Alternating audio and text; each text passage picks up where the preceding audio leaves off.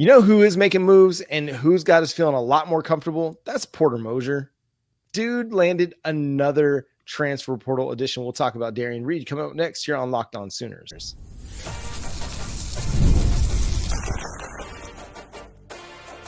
You are Locked On Sooners, your daily podcast on the Oklahoma Sooners. Part of the Locked On Podcast Network, your team every day.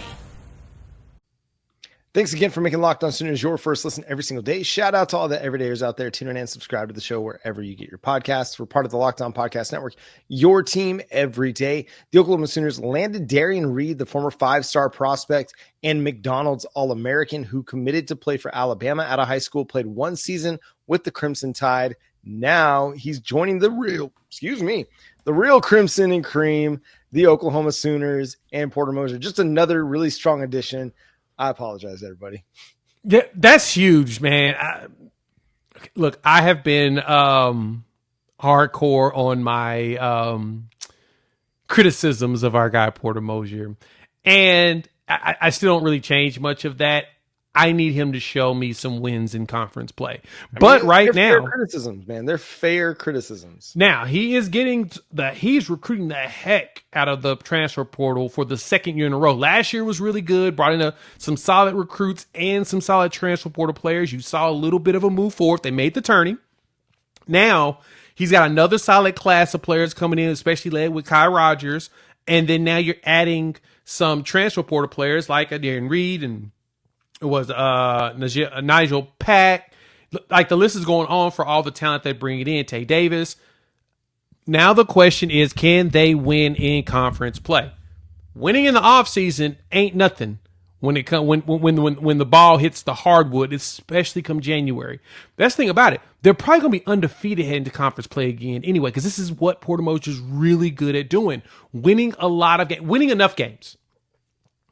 I'm still concerned until he shows me what conference play looks like. I'll put it this way. I don't want to compare him. It feels more and more like James Franklin right now, man. He'll get you 10 wins, but he ain't going to win no playoff game. He ain't going to win no conference. I need that. Give me some conference W's. I'll be back on the Porter Moser train. Darren Reid averaged 6 points per game in just 15 minutes per game for the Crimson Tide last year. He had a number of double-digit performances.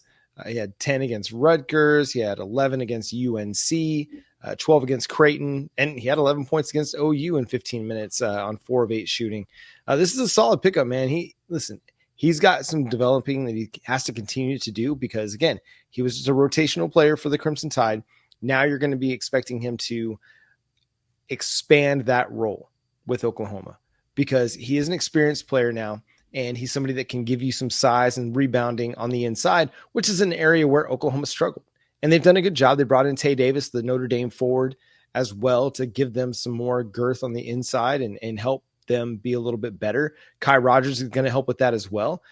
But you got to have that size on the inside. And I think getting a guy like Derrion Reid, who's got 3 more years of eligibility available to him, and to the Oklahoma Sooners, if you can continue to develop him and then also retain him down the road, I think that that's going to do wonders for you. You're absolutely right when you say you need to see him win in the SEC. But what we're seeing is that, okay, Oklahoma made the tournament. They created some positive momentum for the program as he continues to build it. And he's had a really nice offseason in the recruiting, in the transfer portal. And he's landed 4 top 70 players in the portal and 3 top 50 players in the portal. And I think what he's done is he's brought in guys that are going to play well together. You're going to have a good inside-outside game. You're going to have dudes that can rebound well and dudes that can shoot. And I think this sets them up to make another trip to the NCAA tournament. And that's the expectation. I know Oklahoma's not a basketball school, but it should not be a stretch to make the NCAA tournament every year. That's the expectation in my mind. Yeah, at minimum. And you're right. And then hiring Justin Scott, bringing in like some new staff members to be able to help with development of these players. He's making the right moves. Again, I just need the execution in the end. Totally. If I see the execution at the end, guess what? I will say 100% that Porter Moser, is doing a great job. but I need to see that first. And that's the only thing that's holding me back from all of my praise that everyone's giving, because he's always been able to build really good rosters. The question has always been, can he get us W's when it matters most? But like you said, making the tournament is the minimum. If he can make a couple of rounds or a round or two, I'll back off the dogs. I'll take the dogs off of Porter Moser, and we'll just continue to see him build from there.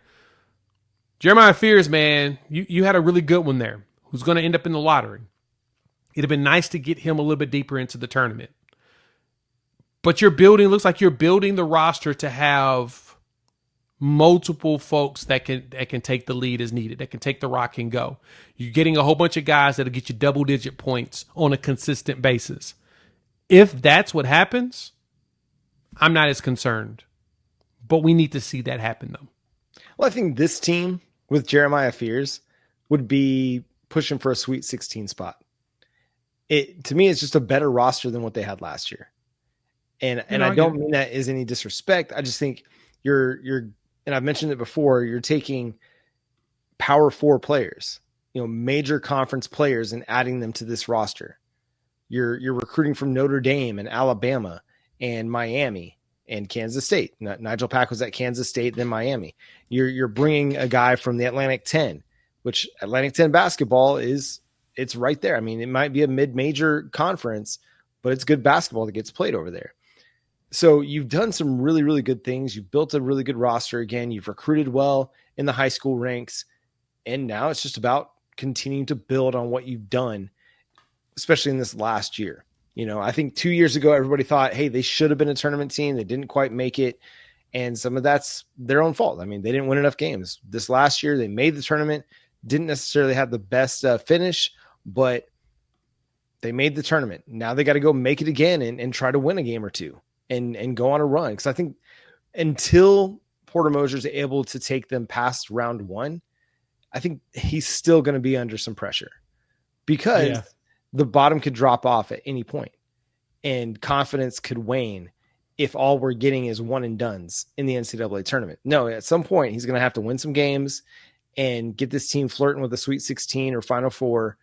And that's when I think everybody will back off of hey, we need to transition. We need to make a change at head coach.